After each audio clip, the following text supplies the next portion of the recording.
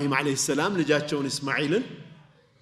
ለእርድ ያቀረቡበትን ታሪክ የምናውቀው ነው ቁርአን ላይም የተጠቀሰ ነው አብደላህም ተመሳሳይ ታሪክ አሳልፈዋል ይላሉ ምንድነው ያሳለፉት አብደላህ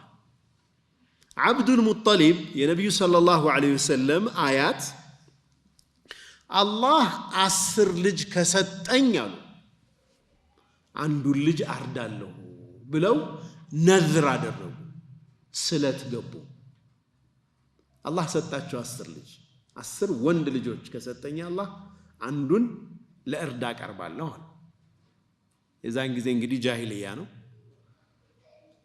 10 ልጅ ሲሰጣቸው ቀርዕ ሲያወጡ ልጃቸው የመጨረሻ ትንሹ ልጃቸው አብደላህ የነብዩ ሰለላሁ ዐለይሂ ወሰለም አባት ማለት ነው ገና እንግዲህ ሳይዳር ገና ወጣት ሆኖ ማለት ነው አብደላህን ለማረድ ሲዘጋጁ ቁረይሾቹ አንተ አብዱል ሙጠሊብ ሆይ ያልሆነ ባህል ልተክልብን ነው ባክህተው ብለው ለመኗቸው ከዛም አንዲት አራፍ አዋቂ ነኝ የምትል ሴት አለች እሷ ጋር ሂድና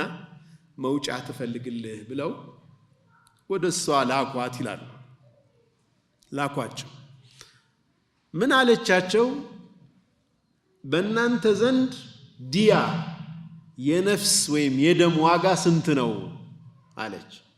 10 ግመል አሏ በል እንግዳው 10 ግመል ታስቀምጣለህ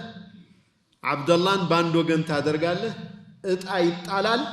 እጣው ለአብደላህ ከደረሰ አሁንም 10 ግመል ትጨምርና እንደገና ታወጣለህ አሁንም አብደላህ ከደረሰው 10 ግመል ትጨምራለህ እንዲህ ያደረክ መጨረሻ ግመሎቹ ላይ እስኪወጣ ድረስ እጣጣል እጣው ግመሎቹ ጋር ሲወጣ ግመሎቹን ታርድና ታበላለህ ፊዳ ይሆናል ለሱ ተባሉ ተመልሰው መጣው እጣ ሲጥሉ አብደላህ ላይ ይወጣል አሁንም ሲጥሉ አብደላህ ላይ ይወጣል አሁንም ሲጥሉ 10 ጊዜ ወጥቶ 100 ግመሎች ላይ መጨረሻ 100 ግመል ላይ ወጣ ያኔ ያን ግመል አረዱ ማለት